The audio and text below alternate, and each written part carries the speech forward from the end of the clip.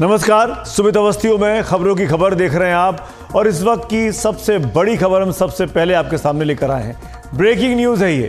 अरब सागर में जो जहाज अगवा किया गया था MV लीला, उसको भारतीय नौसेना ने एक सफल ऑपरेशन में सभी भारतीय नाविकों को मुक्त करा लिया है। 15 के 15 भारतीयों को छुड़ा लिया गया है। जहाज पर जो हथियारबंद लोग थे जिन्होंने अगवा किया था वो नहीं मिले। जब भारतीय कमांडोज ने, मार्कोज ने जब MV लीला पर अपना ऑपरेशन शुरू किया, उसके अंदर पहुंचे। ये तस्वीरें एक्सक्लूसिव तौर पर इस वक्त NDTV इंडिया के पास हैं। ये पूरे और रेस्क्यू ऑपरेशन की तस्वीरें हैं। MV लीला पर पहुंचे हैं भारतीय मरीन कमांडोज, मार्कोज जिनको कहा जा सकता है। इन तस्वीरों में आप कुछ लोगों को देख सकते हैं हिलते डुलते चलते हुए।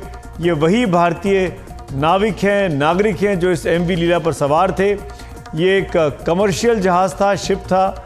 उसको अगवा करने की खबर आई थी और अगवा कर सभी भारतीय जो थे 15 के 15 उनको सुरक्षित निकाल लिया गया है। हाईजैक जहाज़ पर मार्कोस कमांडोज का ये सफल ऑपरेशन हुआ है। सोमालिया के पास हाईजैक हुए कार्गो जहाज़ को लेकर ये इस वक्त की बहुत बड़ी खबर है। आज सुबह से इस खबर पर NDTV आपको सबसे आगे रखा हुआ था और पल पल की जानकारी आपको दे रहा था। इस जहाज़ पर लाइबेरिया का झंडा लगा हुआ था। बताया जा रहा है कि 5-6 हथियारबंद लोग इस जहाज़ पर अचानक छोटी नाव से आए और चढ़ गए। जहाज़ ने मुश्किल में होने का सिग्नल भेजा। भारतीय नेवी ने मदद के लिए अपने युद्धपोत INS चेन्नई को उसके पास भेजा था। उसके विमान ने जहाज़ के ऊपर से उड़ान भरी, मौके का जायजा लिया और चालक दल के सुरक्षित होने की तस्दीक कर दी। अब सभी 15 भारतीयों को छुड़ाया गया है। भारतीय नेवल का जो जंगी जहाज़ है INS चेन्नई, उसके ज़रिए इस ऑपरेशन को भारत के मरीन कमांडोज ने, मार्कोज ने सफलतापूर्वक इसको ख़त्म कर दिया है। मेरे साथ और जानकारी के साथ मेरे सहयोगी राजीव रंजन जो हमारे संपादक हैं रक्षा मामलों के, वो इस वक्त जुड़ रहे हैं। राजीव, और क्या अपडेट आप दे सकते हैं इस पूरे ऑपरेशन के बारे में? कितना लंबा ऑपरेशन रहा ये? देखिए, सबसे बड़ी बात है कि अपने समुद्री इलाके से बाहर जाकर अरब सागर में कई सौ किलोमीटर दूर जाके वहां ऑपरेशन लॉन्च करना और सक्सेसफुली लॉन्च करना, कोई नुकसान नहीं। और जो जिम्मेदारी नौसेना के कमांडो को दी गई थी, नौसेना ने उसी पूरी तरह सफल बनाया। आपको बता दें कि 4 तारीख की शाम को नौसेना को खबर मिलता है कि एक व्यापारिक जहाज जो है उसको अगवा कर लेने की खबर है। उसमें 4-5 जो है हथियारबंद लोग सवार हो गए हैं और उसके बाद जो है नौसेना जो है कार्रवाई करने के लिए आगे आती है। INS चेन्नई को रवाना कर दिया जाता है। इस बीच नौसेना के जो निगरानी विमान है उस जहाज के ऊपर से फ्लाई करते हैं, कॉन्टैक्ट एस्टेब्लिश करते हैं जो व्यापारिक जहाज के जो चालक दल से, और ये सुनिश्चित करते हैं कि सब लोग वहां सुरक्षित तो है ना। और उसके बाद जैसे ही उनको बाकायदा कह सकते हैं एक मैसेज कम्युनिकेट किया जाता है कि INS चेन्नई जैसा एक डिस्ट्रॉयर जो है युद्धपोत आपके पास आ रहा है, और उसके बाद विद्रोही की खैर नहीं है। और उसके बाद जो जानकारी मिल पा रही है कि विद्रोही जो है उस व्यापारिक जहाज को छोड़कर वहां से भाग जाते हैं। जैसे ही आप अगर विजुअल अगर देखें, जो नौसेना के जो मार्को कमांडो उस जहाज में दाखिल होते हैं और एक एक करके पूरा जहाज को सैनिटाइज करते हैं, तो उनको कोई भी जो है विद्रोही नहीं मिलता है, हथियारबंद लोग नहीं मिलते। तो यह दिखाता है कि नौसेना की जो कैपेबिलिटी है, जो रीच है, वो कितनी आगे बढ़ चुकी है। दुनिया की सबसे बड़ी, चौथी सबसे बड़ी नौसेना कही जाती है, जिसका रीच अब हिंद महासागर से लेकर अरब सागर तक है।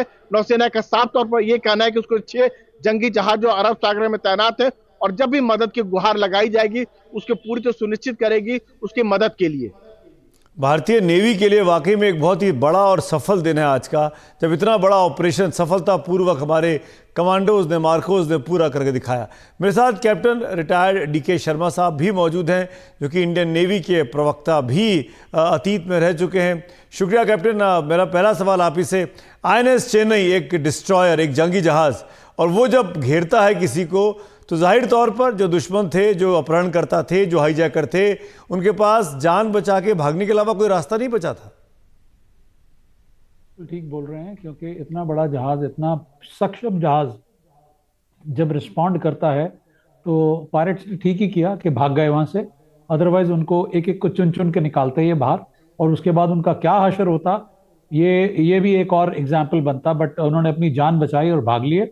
बट ये देखिए आप, सबसे बड़ा इंपॉर्टेंट इसमें मैसेज ये निकलता है कि इंडियन नेवी जो इस वक्त डिप्लॉयड है अरब महासागर में या गल्फ ऑफ एडन में या उस इलाकों में जहां पर वैसे ही बहुत ज्यादा खलबली मची हुई है, जैसे कि रक्षा मंत्री जी ने भी बोला था, नाउ उसके ऊपर अगर ये छुटपुट घटनाएं हो रही हैं तो ये एक थोड़ा सा डिस्टर्बिंग पैटर्न सा आ रहा है। बट देखिए कल शाम को उसका यूके एमटीओ ने बताया था कि 4-5 पायरेट्स, समुद्री लुटेरे चढ़ गए उसके ऊपर, और उन्होंने आजकल सुमित एक और बहुत इंटरेस्टिंग चीज मैं आपको बताना चाहता हूं कि अगर कोई ऐसा हादसा हो जाता है तो शिप के अंदर एक सेफ रूम होता है। जैसे आप लोग अपनी ज्वेलरी वगैरह एक लॉकर में रखते हैं, वैसे ही शिप में आजकल जब से पायरेसी शुरू हुई है एक सिटाडेल बोलते हैं, एक सेफ रूम होता है, स्ट्रांग रूम होता है, उसमें सारा क्रू चला जाता है और उसके बाद शिप को शट डाउन कर देते हैं, इंजन को बंद कर देते हैं और वहां से सिर्फ मैसेज, डिस्ट्रेस मैसेज पास कर देते हैं, एसओएस जो, और जितने भी शिप्स विसिनिटी में होते हैं 300, 400, 500 मील जी, उन सबको मैसेज मिल जाता है कि फलां फलां शिप इस वक्त खतरे में है और प्रोबेबली उसके ऊपर पायरेट्स आ गए हैं। तो इन्होंने यही किया। ऑल जो 15 के 15 हमारे हिंदुस्तानी उस जहाज पे थे, मालवाहक जहाज जो कार्गो शिप है, प्लस 6 फिलिपिनोस, ये सारे के सारे सेफ रूम में चले गए। बहुत ही अच्छा काम किया और इन्होंने सिटाडेल को सिक्योर कर दिया। उसके बाद क्लियर नहीं है मेरे साथ राजीव, आप हैं क्या? राजीव से मैं बात करना चाह रहा था। अच्छा राजीव, लेकिन कैप्टन शर्मा इस सवाल में आप ही से पूछ रहा हूं, अभी ये क्लैरिटी नहीं आई है कि वो हाईजैकर थे वो कौन थे, क्या वो हुती थे या वो नॉर्मली सुमित वो सोमालिया से होते हैं और उनका ये पेशा है, और ये लोग इनका पेशा है, they are professionals and they will only come attack the ships unassumingly. मतलब कल शाम को मे बी वहां पर करते क्या, हाईजैक करके रैंसम मांगते हैं या नुकसान भी, जान माल का नुकसान भी करते हैं? नो, कोई जान माल का नुकसान नहीं करते।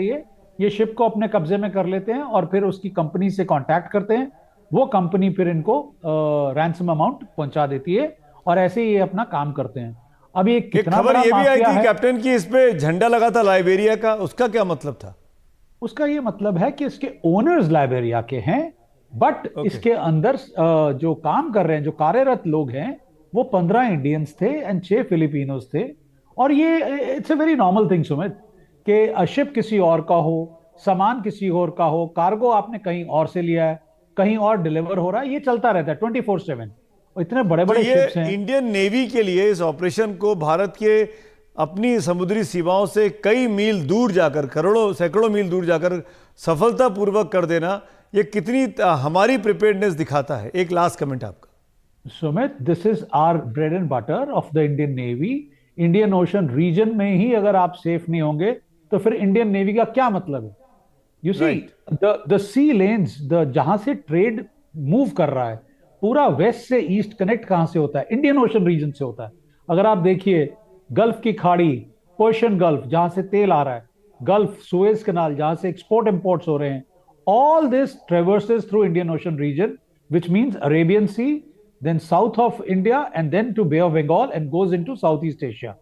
तो इसमें तो अगर इंडियन नेवी, जो कि हमारे प्राइम मिनिस्टर साहब ने बोला भी है, security and growth for all, कि भाई हमारे इलाके में वी विल गारंटी यू कि आपको कुछ नहीं होने देंगे, और यही हमने करके दिखाया। शिप किसी और का था, बट ठीक है, हमारे लोग थे, और अगर हमारे लोग ना भी होते और हमारा शिप वहां पर होता, यही रिस्पॉन्स होता सुमित, यही रिस्पॉन्स होता इंडियन नेवी का, और उसी के लिए ही इंडियन नेवी जानी जाती है कि हम लोग यहां पर। थैंक यू कैप्टन शर्मा, आपने प्रिसाइज तरीके से पूरे ऑपरेशन को समझाया और कितना इंपॉर्टेंट है ये इंडियन नेवी के लिए, ये बताया। इससे भारत की साख और बढ़ेगी और भारतीय नेवी की साख बढ़ेगी। जो लोग इस रूट पर व्यापार करते हैं, कारोबार करते हैं, उनका भरोसा भी भारतीय नेवी पर बढ़ेगा कि इंडियन ओशन और इसके आसपास का जो इलाका है ये इंडियन नेवी की वजह से पूरी तरीके से सिक्योर है। तो भारत के 15 के 15 नागरिक इस जहाज़ से छुड़ा लिए गए और वो बिल्कुल सुरक्षित है। उनके परिजनों को अब परेशान होने की ज़रूरत नहीं है। अब बढ़ते हैं अगली खबर की ओर। हम भारत की पड़ोसी देश बांग्लादेश आपको ले चलते हैं। एक देश जहां देश के प्रधानमंत्री का मुकाबला महिला बना महिला ज्यादातर समय रहा हो, एक देश जहां लंबे समय से महिला ही प्रधानमंत्री बनी हो, एक देश जहां पर कट्टरपंथी ताकतों ने पैर फैलाना शुरू किया हो लेकिन फिर भी सत्ता पर महिला का ही वर्चस्व रहा हो, वहां इस बार चुनाव में एक महिला तो चुनौती दे रही है लेकिन दूसरी महिला ने चुनावों के बहिष्कार का ऐलान कर रखा है। 7 जनवरी रविवार यानी परसों ही बांग्लादेश में मतदान होना है और चुनाव प्रचार कम और विवाद वहां पर ज्यादा खबरों में है। यहां वोट देने का भी प्रचार हो रहा है और वोट के बहिष्कार का भी प्रचार हो रहा है। जी आपने बिल्कुल सही सुना है, वोट देने का भी और वोट के बहिष्कार का भी। हम बात बांग्लादेश की कर रहे हैं। भारत के वजह से ये मुल्क आज़ाद हुआ, अब वहाँ पर चुनाव होने हैं लेकिन ये चुनाव बहुत दिलचस्प हो गया है। बहुत सारी वजह है लेकिन सबसे अहम वजह जो प्रचार चल रहा है वो है 300 सीटें हैं इस देश में। 299 पर 7 तारीख को वोट डाले जाने हैं। एक सीट पर एक इंडिपेंडेंट कैंडिडेट की मौत हुई, उसकी वजह से चुनाव वहां पर टाल दिया गया है। लगभग 17 करोड़ की आबादी है बांग्लादेश की, तकरीबन आधी से ज़्यादा वोटर महिलाएं हैं। कुल 1896 उम्मीदवार इस वक्त चुनाव मैदान में हैं, जिसमें 51% महिलाएं हैं। सेना, नेवी सबकी नज़र इस चुनावों पर लगी हुई है। पिछली बार अगर 2018 की बात करें तो 290 सीटें 3 पार्टियों ने मिलकर जीत ली थी, जिसमें 3 पार्टियां, बड़ी पार्टियां जो बांग्लादेश की हैं, सत्तारूढ़ पार्टी जो इस वक्त है आवामी लीग, मुख्य विपक्षी पार्टी जिसको बांग्लादेश नेशनलिस्ट पार्टी BNP कहते हैं, और तीसरी पार्टी है जातीय पार्टी। बांग्लादेश नेशनलिस्ट पार्टी मुख्य विपक्षी दल है। पार्टी के कई बड़े नेता इस वक्त जेल में हैं। पिछले 3 महीने के दौरान ज़्यादातर गिरफ्तारियां की गई हैं। बांग्लादेश में विपक्ष का दावा है कि करीब 26,000 नेताओं, कार्यकर्ताओं को जेल में डाल दिया गया है। विपक्ष ने इसी के बाद बांग्लादेश में चुनाव के बहिष्कार की घोषणा कर दी। उनके जो नेता जेल से बाहर हैं वो लगातार बांग्लादेश के आवाम से अपील कर रहे हैं कि वो वोट डालने ना जाएं। जैसे हम लोग कहते हैं ना कि वोट ज़रूर डालें, बांग्लादेश में विपक्ष अपील कर रहा है कि वोट डालने ना जाएं। सत्ता पर काबिज है आवामी लीग, जो दोबारा सत्ता पर लौटने के सपने में पाली हुई है। इसकी वजह है कि उसे टक्कर देने के लिए सामने कोई है ही नहीं। विपक्ष चुनाव लड़ ही नहीं रहा है, जो सबसे बड़ी विपक्षी पार्टी है। विपक्ष कहता है कि जब सब विरोध करने वाले नेताओं को जेल में डाल दिया जाएगा तो फिर चुनाव लड़ने का मतलब क्या रह जाता है। लेकिन PM शेख हसीना की सरकार आरोपों को खारिज करती है। उसका कहना है कि जो गिरफ्तारी हुई है वो राजनीति से प्रेरित बिल्कुल नहीं है। विपक्ष लगातार मांग करता रहा कि केयरटेकर सरकार हो और वही चुनाव कराए, लेकिन इसे भी PM शेख हसीना ने खारिज कर दिया है। और बड़ी मज़ेदार बात तो ये कि 1996 में केयरटेकर सरकार की मांग शेख हसीना, जो अभी प्रधानमंत्री हैं, वही कर रही थी। आज से करीब 26-27 साल पहले खालिदा जिया को चुनाव जीतने के बाद केयरटेकर सरकार बनाना पड़ा। फिर चुनाव हुए और शेख हसीना जीत गई। वही शेख हसीना जीती जो केयरटेकर सरकार की उस वक्त मांग कर रही थी। और अब जब खुद प्रधानमंत्री है तो केयरटेकर सरकार नहीं देना चाहती है। अब प्रधानमंत्री और विपक्ष की इस मांग को मानने से वो साफ इनकार करती है। वजह ये बताई जाती है कि संविधान संशोधन हो चुका है, जिसमें चुनाव आयोग की भूमिका को अब अहमियत दे दी गई है, जो कि 1996 में नहीं थी। अब विपक्ष ने चुनाव के एक दिन पहले यानी शनिवार, कल सुबह से चुनाव के एक दिन बाद तक यानी सोमवार शाम तक के लिए हड़ताल का ऐलान कर दिया। यानी शनिवार, रविवार और सोमवार शाम तक बांग्लादेश में पूरे में विपक्ष ने हड़ताल का ऐलान किया है। विपक्ष भले हड़ताल कर रहा हो, लेकिन प्रधानमंत्री शेख हसीना को पूरा भरोसा है कि वो चौथी बार सरकार बनाने में सफल होंगी। उन्होंने जो तैयारियां की हैं उसको भी आपको बताएंगे, लेकिन उससे पहले गुरुवार को शेख हसीना ने रैलियां की और टीवी पर अपनी बात भी रखी। शेख हसीना ने इसमें कहा कि अगर मैंने कोई गलती की होगी तो मैं आपसे माफ़ी चाहती हूँ। अगर मुझे फिर से सरकार बनाने का मौका मिला तो मैं उन गलतियों को अब सुधारूंगी। मुझे मौका दीजिए कि मैं आपकी सेवा कर सकूं और 7 जनवरी को हमारी पार्टी को वोट दें। शेख हसीना बेशक अपील कर रही हों, लेकिन सवाल है कि बांग्लादेश में जो मतदाता वोट देने जाएंगे उनके पास विकल्प क्या रहने वाला है, क्योंकि मुख्य विपक्षी दल तो मैदान में है ही नहीं। तो स्वाभाविक है कि जो वोट पड़ेंगे, ज़्यादातर वोट जो पड़ेंगे वो शेख हसीना की पार्टी यानी अवामी लीग को ही पड़ेंगे। वहीं ये भी खबर है कि 150 से ज़्यादा जो स्वतंत्र उम्मीदवार चुनावी मैदान में हैं वो भी सत्तारूढ़ पार्टी अवामी लीग से ही जुड़े रहे हैं, यानी डमी कैंडिडेट्स हैं अवामी लीग के ही। ये भी दावा किया जा रहा है कि ये लोग प्रधानमंत्री शेख हसीना के कई साल से वफादार हैं। जाहिर है शेख हसीना अपनी वापसी को सुनिश्चित करने में कोई भी कसर नहीं छोड़ रही हैं। विपक्ष को जेल में बंद कर रखा है, मुकाबला भी हो रहा है तो उनके अपने लोगों के साथ ही हो रहा है कि अगर उनके ऑफिशियल कैंडिडेट हार जाएं तो अगर इंडिपेंडेंट जीतें तो वो भी उन्हीं के ही लोग रहें। बांग्लादेश में चुनाव के दौरान बड़े पैमाने पर हिंसा भी होती है, इसे रोकना भी कम बड़ी चुनौती नहीं होगी।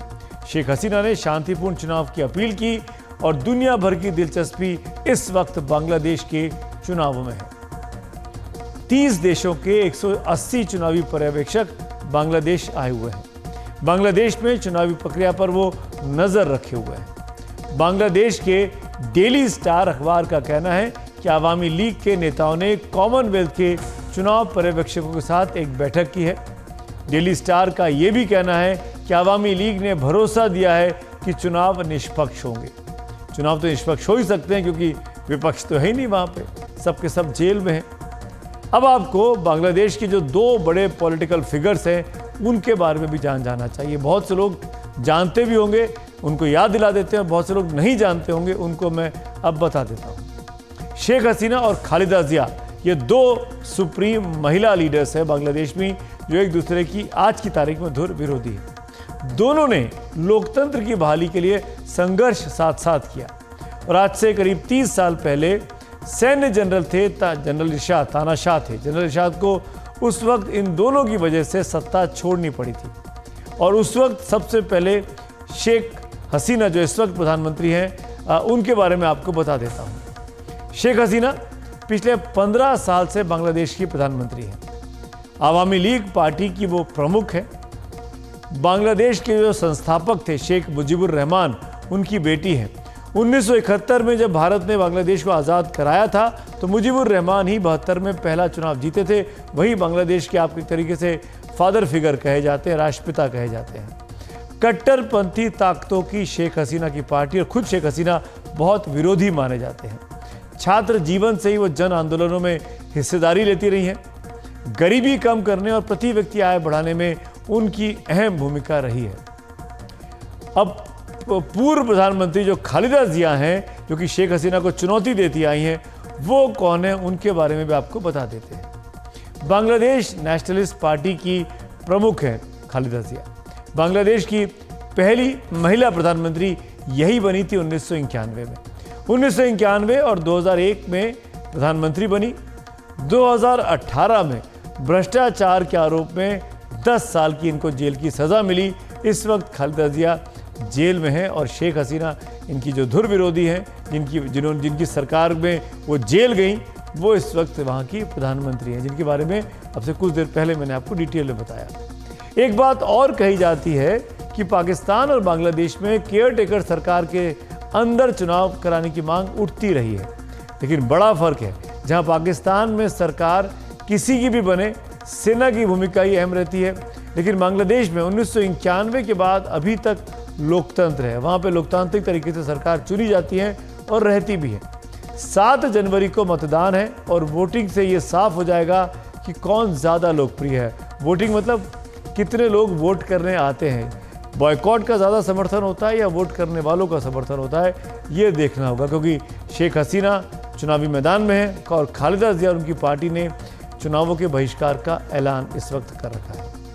बांग्लादेश के बारे में और बात करेंगे। हमारे साथ हमारे सहयोगी सौरभ गुप्ता जो कि हमारे सहयोगी हैं, इस वक्त ढाका में हैं और इन्हीं चुनाव को कवर करने के लिए आज ही ढाका पहुँचे। सौरभ, क्या सरगर्मी है, क्या तैयारी है? विपक्ष के बगैर चुनाव कितना मज़ेदार दिखाई दे रहा है या एक तरफा दिखाई दे रहा है? देखिए, अगर आप यहाँ लोगों से बात करें तो ज़रूर वो कहेंगे आपको, ये मानेंगे भी कि बेगर पार्डन, अब तक एक तरफा तो दिखाई दे रहे हैं क्योंकि विपक्ष मैदान में नहीं है। बॉयकॉट करने की ऐलान किया है खालिदा जिया के जो पार्टी है बीएनपी, क्योंकि उनका एक मांग था कि जब चुनाव होने वाला है तब जो पूरे जिम्मेदारी है वो एक केयरटेकर गवर्नमेंट के पास रहनी चाहिए। इस मांग को नहीं माना गया, उसके बाद वो मैदान में नहीं आए, वो बॉयकॉट कर रहे हैं। तो ज़रूर जो एक तरफा चुनाव होने की बात है वो ज़रूर यहाँ पे है। लेकिन साथ साथ यहाँ पे बांग्लादेश की जो अवामी लीग है उन्होंने भी मीटिंग किया। उन्होंने आज, जैसे कि आप बताए, कॉमनवेल्थ के जो ऑब्जर्वर्स हैं उनसे भी मीटिंग किया। और बहुत सारे लोग बांग्लादेश में आए हैं क्योंकि ये चुनाव ना सिर्फ बांग्लादेश के लिए महत्वपूर्ण है बल्कि पूरे जो रीजन है, ये इलाका है, इस इलाका के लिए महत्वपूर्ण है। और भारत के नज़रिया से देखें तो ज़रूर महत्वपूर्ण है क्योंकि भारत का एक बहुत ही इम्पोर्टेंट पार्टनर है बांग्लादेश। और पिछले कुछ सालों में जो प्रधानमंत्री नरेंद्र मोदी और के लीडरशिप और यहाँ के प्रधानमंत्री के जो लीडरशिप है उसके अंदर बांग्लादेश इंडिया टाइज़ में भी काफ़ी इम्प्रूवमेंट आए हैं। लेकिन साथ साथ यहाँ के जो लोकल इंफ्रास्ट्रक्चर प्रोजेक्ट्स है, पोर्ट कनेक्टिविटी जो है, पावर सेक्टर में जो कोऑपरेशन है, ये सारे चीज़ें भी ज़रूर सामने आया है। लेकिन यहाँ के जो इश्यूज़ है वो है देखिए, एक quality of living, quality of life को लेकर लोगों के मन में चिंता है। ज़रूर इकोनॉमिक कुछ चैलेंजेस है बांग्लादेश के लिए, वो सारे चीज़ें चुनावी मुद्दा बन सकते हैं। और यहाँ के जो लोग हैं वो कह रहे हैं कि देखिए 7 तारीख को चुनाव तो होंगे और अवामी लीग के जो नेता है वो बहुत ही कॉन्फिडेंट है कि जीत उन्हीं की होगी।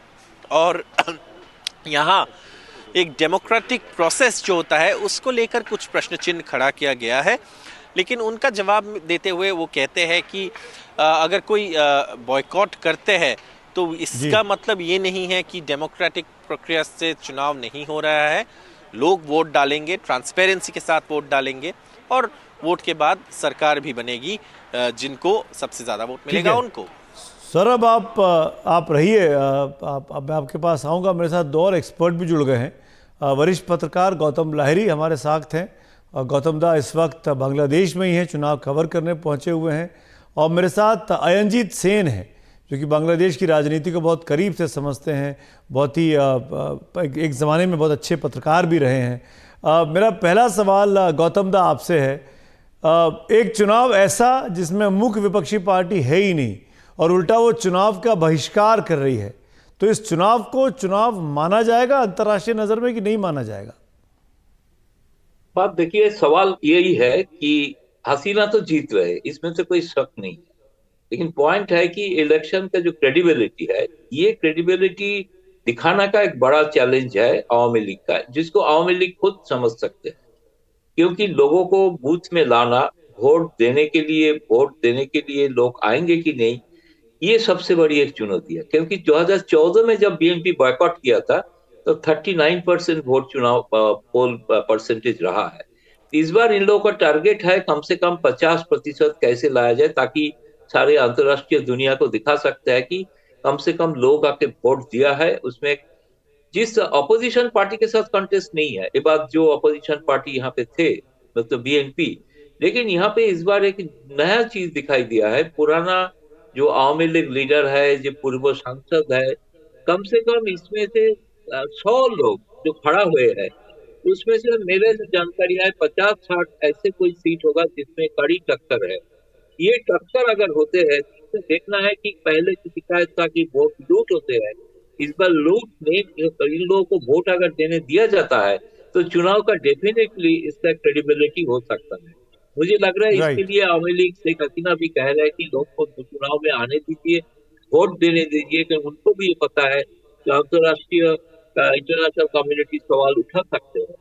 इसलिए मुझे लग रहा है कि अभी तक मैंने पहुंचा और पहुंचने के बाद जो देखा, डेवलपमेंट तो बहुत सारे हुआ है ढाका में, पहले से तो जो आते हैं उसको जानकारी है। लेकिन आज जो स्थिति है, ये स्थिति पहले से बदल गया है। ढाका नेचुरली एक रियली एक मेट्रो सिटी होने जा रहा है। और साथ साथ इसके साथ लोगों को जो एस्पिरेशन, जो मिडिल इनकम का एक देश बनने का शेख हसीना का जो ऐलान है, स्मार्ट बांग्लादेश बनाना, उसमें शायद उन्होंने ये प्रचार करके लोगों को लुभाने का कोशिश कर रहा है। तो देखना ये राइट। पड़ेगा कि वोट देने के लिए कितना लोग आते हैं, सबसे बड़ी चुनौती है सुनीत, ये तो इसमें कोई शक नहीं। मेरे साथ अयनजीत भी हैं। अयनजीत, इस पूरे इलेक्टोरल प्रोसेस को आप कैसे इवेलुएट करते हैं, जहां पे ऑपोजिशन ने बॉयकॉट किया हुआ है, 26,000 ऑपोजिशन के लीडर्स वर्कर्स जो हैं वो जेलों में बंद है, और ज़्यादातर गिरफ्तारियां बीते 3-4 महीनों में हुई हैं जब डेट्स अनाउंस हुए इलेक्शंस के। नमस्कार सुमित जी। मेरा ये कहना है कि जहां तक अभी का राजनीतिक परिस्थिति है बांग्लादेश की, पिछले एक साल का भी अगर मैं बात करूं, तो इसमें एक चीज साफ जाहिर होता है कि जहां तक मेन ऑपोजिशन बीएनपी का सवाल है, उन्होंने 2014 में बीएनपी ने एक तरह से केयरटेकर के लिए बात की थी, लेकिन उसके बाद अवामी लीग ने उसे नकार के फिर उसके बाद ये उनके पार्लियामेंट में ये चीज ऑफिशियल किया गया कि कोई केयरटेकर सरकार नहीं बनेगी आगे के लिए। लेकिन ये बहुत इंपॉर्टेंट होगा कि जहां तक इस पर्टिकुलर चुनाव की सवाल है, इसमें एक चीज साफ जाहिर हो रहा है कि जहां तक ऑपोजिशन की हम बात करें, मूल्य रूप में जातीय पार्टी एक पार्टी के रूप में सामने उभर के आया है। वो अपने आप को एक तरह से मेन ऑपोजिशन के रूप में बोलते हैं, लेकिन साथ में जो इंडिपेंडेंट खड़े हुए हैं, वो सिर्फ ये नहीं कि हसीना सरकार के लोग ही खड़े हुए हैं, ऐसा नहीं है। कई लोग ऐसे हैं इस चुनाव में जो लोग एक तरह से अपने बल पे चुनाव लड़ रहे हैं, और ताकि एक तरह से जो भी रिजल्ट आएगा वो साफ तौर से जाहिर होगा कि ये एक प्रॉपर डेमोक्रेटिक तरीके से ये इलेक्शन किया गया, ये चुनाव किया जा रहा। और जहां तक इस चुनाव की रिजल्ट की सवाल है, मैं तो गौतम जी से पूरी तरीके से सहमत हूं कि इसमें कोई शक नहीं कि अवामी लीग इन ऑल प्रोबेबिलिटी सरकार बनाने जा रही है। रविवार शाम से शुरू होगी काउंटिंग और सोमवार सुबह तक इसकी पूरी तरीके से रिजल्ट निकल जाएगी। तो गौतम दा, बीएनपी के साथ साथ जो जातीय पार्टी है, क्या उसने भी बॉयकॉट किया है? क्या बांग्लादेश का पूरा ऑपोजिशन इसके इलेक्शन में है ही नहीं, केवल रूलिंग अवामी लीग वर्सेस इंडिपेंडेंट्स ही है? नहीं, ऐसे नहीं है। करीब करीब 26 पार्टी तो मैंने देखा है, 26 पार्टी चुनाव में है। इस 26 पार्टी में पुराना बीएनपी से तोड़ के एक नया पार्टी बनाया जिसको तृणमूल बीएनपी नाम दिया गया। उसका पूर्व जो विदेश सचिव रहा है शमशुर मोबिन चौधरी, उनमें से वो कंटेस्ट कर रहा है सिलेक्ट से बहुत सारे उनका पार्टी में बहुत सारे बुद्धिजीवी पूर्व जो प्रशासक रहे हैं, ये लोग भी चुनाव लड़ रहे हैं। वो तो है ही। इसके साथ जातीय पार्टी पूरा बॉयकॉट नहीं किया है। जातीय पार्टी के साथ तो एक समझौता भी कुछ हुआ है अवामी लीग का। कुछ सीट उन लोगों ने जातीय पार्टी को भी छोड़ा है, लेकिन बाकी पार्टी भी बाकी जगह पे कॉन्टेस्ट कर रहा है। जैसे ढाका के आसपास नारायणगंज 2 एक सीट है जहाँ पे जातीय पार्टी का बहुत एक इम्पोर्टेंट लीडर जो पहले बंगबंधु के साथ काम किया था, उसका लड़का उनका पिताजी तो उनका लड़का कंटेस्ट कर रहा है। उनका एक प्रभाव है क्षेत्र। ऐसे बहुत सारे लोग हैं जो पुराना जो बंगबंधु के साथ काम किया, उनका परिवार का बहुत लोग कॉन्टेस्ट कर रहे हैं। सिर्फ इंडिपेंडेंट ही नहीं, बहुत सारे पार्टी, इस्लामिक एक फ्रंट, तो नया एक फ्रंट बना इस्लामिक पार्टी का। 4 जमायत इस्लामी तो बैंड है, आपको पता है, लेकिन इस्लामिक फ्रंट चारों इस्लामिक गुट मिलकर के एक पार्टी बनाया, उन्होंने भी कॉन्टेस्ट कर रहा है। ऐसे 26 पार्टी है। तो इलेक्शन कमीशन का जो उनका जो रजिस्टर्ड पार्टी तो 49 उनका संख्या है, लेकिन बीएनपी लेकिन 49 में बहुत सारे छोटा मोटा पार्टी है, लेकिन एक बहुत और सारे सवाल बाकी है जो पार्टी है उसमें बहुत सारे ताकतवर पार्टी। इसलिए ये अवामी लीग लीडर से बात करने के बाद मुझे लगा है उनमें कोई नेता मंत्री डर रहा है कि शायद वोटर इस बार उल्टा वोट उनके खिलाफ भी वोट दे सकते। अच्छा अयनजीत, एक सवाल मैं आपसे लेना चाहूँगा। ऐसे में जब खालिदा जिया कई दिनों से, कई सालों से जेल में है, शेख हसीना की सरकार चल रही है, पॉपुलैरिटी लेवल पे अगर बात की जाए तो क्या शेख हसीना कहीं आगे हैं खालिदा जिया से ज़मीन पर भी? हाँ, मैं ये कहूँगा कि जहाँ तक सेमी रूरल या आप कह सकते हो अर्बन एरिया है बांग्लादेश का, उसमें शेख हसीना की बहुत अच्छी एक पकड़ बन चुकी है पूरी तरीके से। और अगर रूरल एरिया की बात करें उसमें भी काफी हद तक है, लेकिन थोड़ा बहुत खालिदा जिया की पार्टी के कुछ लोग हैं अभी भी। क्योंकि आपको मैं ये भी बता दूं कि खालिदा जिया के जो बेटे हैं वो भी एक केस में अभी बांग्लादेश से इसीलिए भागे हुए लंदन में रह रहे हैं, तो वो भी एक केस में उनके खिलाफ भी एक केस दर्ज हुआ है और उसमें एक रिजल्ट भी आ चुका है उसमें कि उनको सजा प्राप्त हुई है, लेकिन अभी वो बाहर है। तो जहां तक बीएनपी की सवाल है, बीएनपी का पॉपुलैरिटी फिगर जो है वो एक तरह से पहले के मुकाबले अब काफी कम हो गई है। जो 2014 की अगर हम बात करें और उसके बाद 18 की जो बात करें, ये दोनों टाइम के जो इलेक्शन है, ये दोनों टाइम के इलेक्शन में धीरे धीरे करके बीएनपी जो पॉलिटिकल इंपल्स जो है बांग्लादेश से, उसे धीरे धीरे से हट रही है और यही चीज की फायदा अभी जातीय पार्टी उठाने के तो अंजीत, क्या विपक्ष का बॉयकॉट करना, एक क्विक कमेंट चाहूंगा उनकी, क्योंकि उन्होंने एंटिसिपेट कर लिया कि वो हार रहे हैं, खालिदा जिया उतनी पॉपुलर नहीं बची है, क्या इसलिए भी बॉयकॉट किया जा रहा है? मैं ये जरूर कहूंगा कि कुछ हद तक ये चीज है, क्योंकि अगर अभी बीएनपी बॉयकॉट नहीं करके अभी इलेक्शन लड़ती है, तो अगर ये इलेक्शन लड़ती है तो किसी भी हालत में बीएनपी का सत्ता में आने का चांसेस बहुत ही कम है या नहीं है, क्योंकि जिस तरीके से कम्युनिकेशन स्ट्रेटेजी बनाया गया है आवामी लीग सरकार द्वारा, उसके हिसाब से अभी एक तरह से ये दिखाया जा रहा है कि बांग्लादेश जो एक 2040 के बाद जिस तरीके से अग्रगति के तरफ बढ़ेगी और जिस तरह स्मार्ट बांग्लादेश की जो छवि बनाई गई है, वो छवि एक तरह से लोगों के मन में आ चुकी है पूरी तरीके से। राइट। अंजीत और गौतम दा, शुक्रिया वक्त निकालने के लिए, बात करने के लिए। कवरेज चलती रहेगी बांग्लादेश चुनावों पर, हमारी नज़र लगातार बनी हुई है कि क्या कुछ वहाँ हो रहा है। सौरभ, आपका भी थैंक यू, बहुत बहुत वहाँ पे ध्यान रखिएगा, क्योंकि चुनाव में हिंसा बहुत होती है और वो तस्वीरें खूब ज़्यादा देखी भी जाती हैं। हमारे सहयोगी सौरभ गुप्ता पहुँचे हैं वहाँ पर। Saurabh, take good care of yourself, आपके पीछे अच्छी तस्वीरें दिखाई दे रही हैं। उम्मीद करता हूँ कि आपका स्टे वहाँ काफ़ी कंफर्टेबल रहने वाला है, लेकिन चुनाव की खबरें हम आपके साथ लगातार देखते भी रहेंगे और दिखाते भी रहेंगे। आगे बढ़ते हैं अगली खबर की ओर। बात बंगाल की चल रही है, तो बांग्लादेश से हम पश्चिम बंगाल आ जाते हैं, हिंदुस्तान के बंगाल के पास। पश्चिम बंगाल के 24 परगना जिले में ईडी की टीम पर हमला हुआ है। ईडी के अधिकारियों और उनके वाहनों पर हमला उस वक्त हुआ जब वे राज्यों में करोड़ों के राशन घोटाले के सिलसिले में छापेमारी के लिए गए थे। ये छापेमारी तृणमूल कांग्रेस के एक नेता के घर पर होनी थी और उसके बाद इस हमले में ईडी के अधिकारी घायल भी हो गए हैं। ईडी ने बयान जारी कर कहा है कि उसके 3 अधिकारी इन हमलों की वजह से घायल हुए हैं, उनको चोट लगी है, उन्हें अस्पताल में भर्ती कराया गया है। 800 से 1000 की भीड़ ने अचानक इस टीम पर हमला किया, मोबाइल, पर्स और तमाम सामान भी लूट ले गए। एक बड़ा सवाल यह है कि जिस तरीके से जांच एजेंसी ईडी को लेकर राजनीतिक बयानबाजी हो रही है, कहीं वो इस तरह के हमले की वजह तो नहीं बनी है।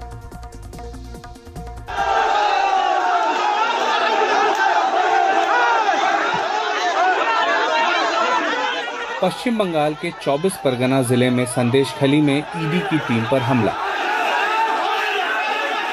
ये जगह राजधानी कोलकाता से सिर्फ 80 किलोमीटर दूर है। ईडी की टीम को हिंसक भीड़ ने घेर लिया और हमला कर दिया। ईडी की टीम तृणमूल नेता के घर पर तलाशी अभियान के लिए पहुंची थी। राशन घोटाले के मामले में जांच हो रही है। ईडी के मुताबिक इस हमले में अधिकारी घायल हुए हैं। वहीं केंद्रीय बल जिन गाड़ियों में गए थे उन्हें तोड़ा गया है। ईडी पर पश्चिम बंगाल में इस तरह का ये पहला हमला है। राज्यपाल ने घटना पर नाराजगी जताई है और तृणमूल सरकार को चेतावनी दी है।